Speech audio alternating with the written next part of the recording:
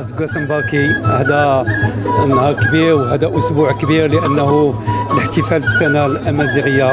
الشكر والتقدير كبير لصاحب الجلالة الله ينصرو اللي خلى أنه تكون الدستورة ديال الأمازيغية وخلنا أنه يوم الثلاثاء يكون يوم عيد وطني ديال رأس العام ديال الأمازيغية.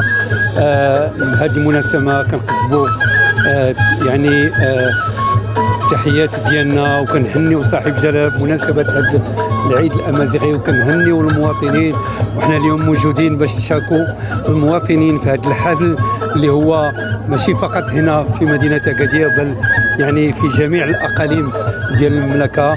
وهذا شرف كبير انه يعني تمكن من هذا يعني الدور التاريخي ديال بلادنا، وهذا شيء جد ايجابي. وكتعرفوا بانه كذلك الحكومه تقوم بواجبها في تنزيل الامازيغيه لا داخل الاداره ولا داخل التعليم، يعني باش تسهل لي سيرفيس كلهم باللغه الامازيغيه.